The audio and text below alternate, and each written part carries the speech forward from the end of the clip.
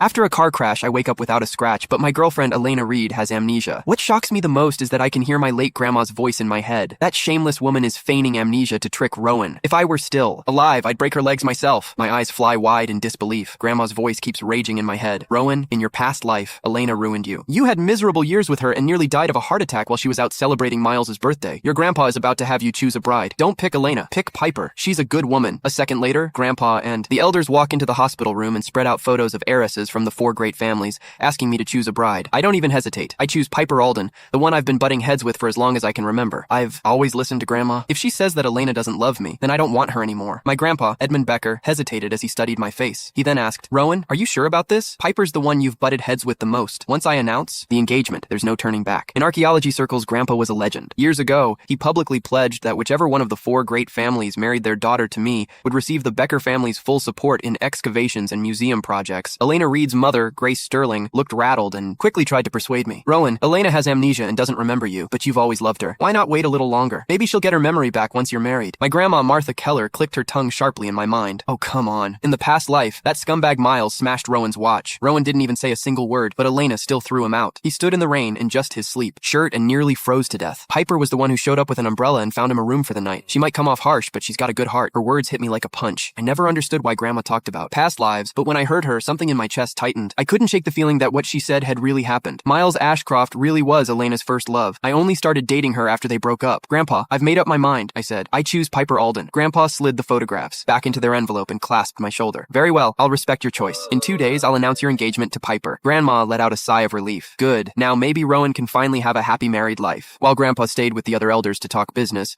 I changed out of the hospital gown and went to get some air. But when I stepped out of the hospital room, 3 elegant, polished women were waiting at the door. They were all my childhood. Sweethearts. All once considered candidates for my future bride. Elena was there, but Piper wasn't. Sabrina Collins flashed a bright smile and took a step closer. Rowan, I heard that Edmund is choosing your fiancé from the 4 of us. So, who is it? She asked curiously. Ren Porter laughed. Do you even need to ask? Everyone knows that Rowan has been crazy about Elena forever. He treats her like she's made of glass. Elena gave me an indifferent glance. I don't remember anything from the last 3 years. The only thing I remember is that Miles is my boyfriend. I know that somewhere in those missing years, you and I were together. I don't love you now, but if my dad insists on the engagement, I'll go through with it. Grandma snorted. In the past life, she faked memory loss so she could fool around with Miles while keeping Rowan at her side so she could access the Becker family's money. In the end, she drove Rowan into depression and even to his death. What a terrible woman. She should stay away from him. I looked at Elena's cold, distant face. If Grandma hadn't spoken up, I might have believed her. I had loved Elena. I really had. And for a time, I was foolish enough to believe that she loved me too. It was just like 3 years ago when Elena set off fireworks across the entire city for me. She looked at me with devotion and said, "You can find the full story in my bio. It's free."